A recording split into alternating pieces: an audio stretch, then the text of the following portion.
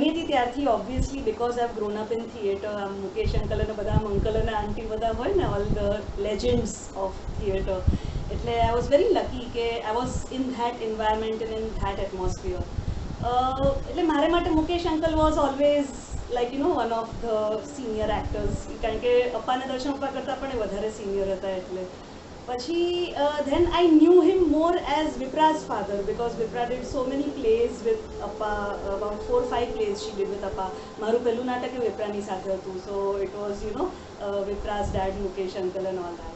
But I think I was really very lucky કે મને એમની સાથે એક નાટક કરવા મળ્યું, but it was such an amazing experience. એટલે એવું થયું કે we were doing this play મસ્તીમાં મેરેજ, મેરેજમાં મસ્તી, એમાં મેં સ્ટોરી લખી હતી. My first play in which I written a story.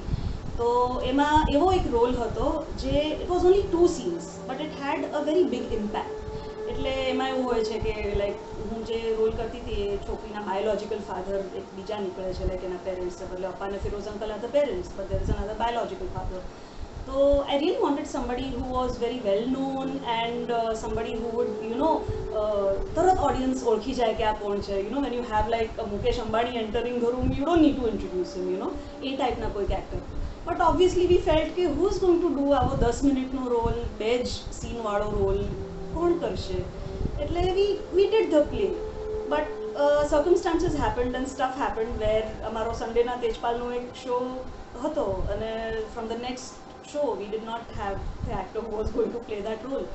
So બધા લોકો તો વિચારમાં કે શું કરવું, અને સોલિડ ચાલી રહ્યું હતું ત્યારે નાટક. It was still a new play, એટલે every day we had shows. તો એવરીબડી વોઝ થિંકિંગ કે ફર્સ્ટ ઓફ ઓલ કોણ કરશે આટલો નાનો રોલ, અને સેકન્ડ ઓફ ઓલ કોણ કરી શકશે, because it was less than 24 hours કે યાદ રાખીને કોણ કરી શકશે.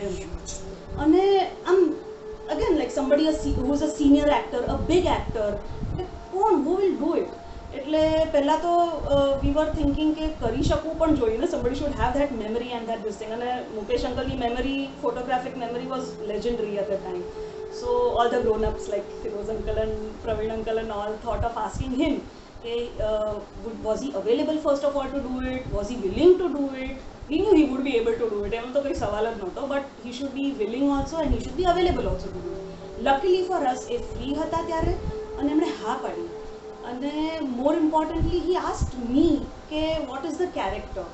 એટલે મારા માટે તો ઇટ વોઝ સો સ્ટ્રેન્જ કે અપ્પાએ ફોન મને આપ્યો હાથમાં. તો મને થયું કે હું કેવી રીતે મુકેશ અંકલને હું કેવી રીતે કહું, I am just like a 22-23 person, you નો.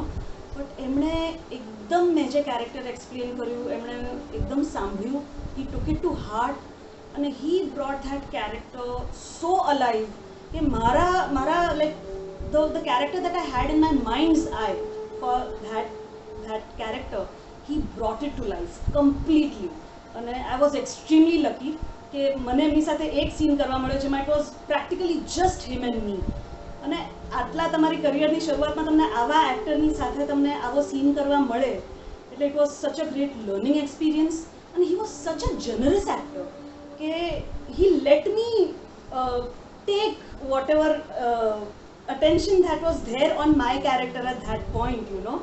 અને લાઈક અપ્પા સેડ કે એમણે જ્યારે કેરેક્ટર અને સ્ટોરી સાંભળી ત્યારે એમણે સામેથી કીધું કે મારું નામ નહીં આપતા, which is a very generous thing for an actor to do.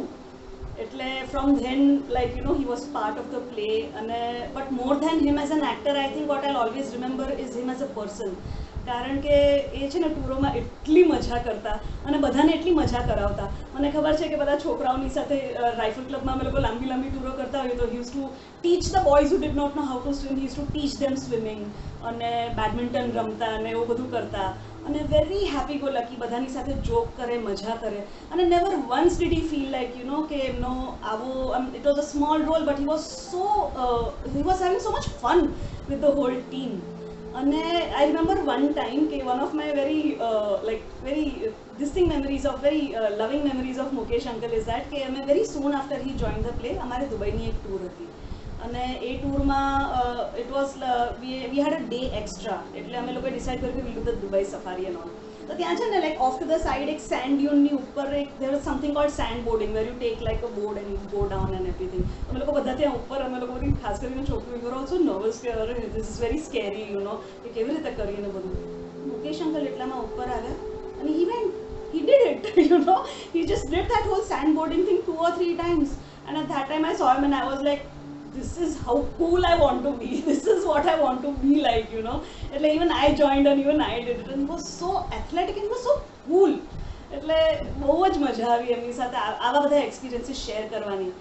અને another very very fond memory that I have of him, which says so much about him as a person, is કે અમે મસ્તીમાં marriage જ્યારે અમેરિકાની tour કરી ત્યારે for some reason he was not able to join us on the tour. અને પછી પાછા આવે ને ત્યારે થોડા છૂટા છવાયા શોઝ હોય ને આપણે આમ નાટક પતી રહ્યું ત્યારે એ ટાઈપના શોઝ હતા. અને by that time Mukesh uncle had already started rehearsing for another play and he was doing another play. તો એમનો ઓપનિંગ શો નેહરુમાં સાંજે હતો અને અમારો one of our last few shows was Nehru બપોર. એટલે આપણે આમ જેમ નવું નાટક ઓપન થતું એની પહેલાં આમ શોની પહેલાં વહેલા પહોંચી છે ને એટલે વહેલા આવી ગયા હતા. અને ખાસ કરીને અમારી ટીમ હતી એટલે I like to think that he like us all a lot, એટલે અમને પણ મળવા આવ્યા હતા આવી રીતે. અને હું છે ને ફાસ્ટ ચેન્જ કરીને મારો જે ફાધરના કેરેક્ટરની સાથે સીન હતો એની માટે હું એન્ટ્રી કરવા માટે જઈ રહી હતી સ્ટેજ પર, and I so him standing there in costume. And I was thrilled beyond words. I couldn't believe that he was going to do that one entry just like that for this one show when his own play was opening in the evening. And it was just for all of us, it was like a celebration and it was like a very nice way of him saying goodbye to the role, to the play, and us like celebrating and giving him a farewell in that last one show. And પછી મને after that show I remembered I enjoyed that so much. And after that show I heard કે apparently he had told Feroz uncle કે the actor who was replacing him, એમણે કીધું કે તમે cover એમને આપજો પણ મને એક છેલ્લી વાર મને એક કરી લેવા દો એક એન્ટ્રી અને એક role, which I think speaks volumes about him as a person, as an actor. And I don't know if such people are around anymore. એટલે I learned a lot how to, not just as an actor what one can be, but I learned how to be a person, how to be a theatre person from him. So I have such wonderful memories. એક જ નાટક કર્યું પણ it was so filled with memories. અને હંમેશા મને કહેતા કે ખુશાલી તો કંઈ બી સરસ નવું લખે ને ત્યારે પ્લીઝ મને યાદ કરજો. And I used to feel so humbled and so blessed કે he did not need to take me seriously, he did not need to give me that validation.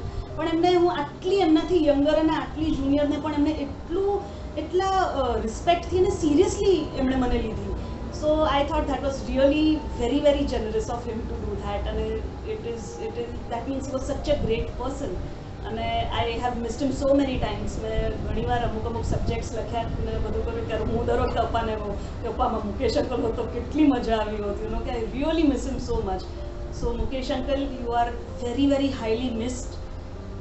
You did go away too soon, and I wish you were around for longer to inspire us, a younger generation of theatre people, કે કઈ રીતે કે કઈ જાતના actor હોવું, કઈ રીતે તમારા કામને કમિટ કરેલા, how to be committed to your work, and how to be a good theatre person and how to be a good person. એટલે I think you are highly highly missed, and not just Vipra and Arya and your family, but by all of us. But I hope wherever you are, you have peace and you are happy and you look down upon us and give at least me and all of us, all of the younger generation, a lot of ashirwad. Okay, we can still continue to do theatre and continue to do plays and keep your legacy alive. So you're very very very much missed, and happy birthday. It was your birth anniversary, so happy birthday.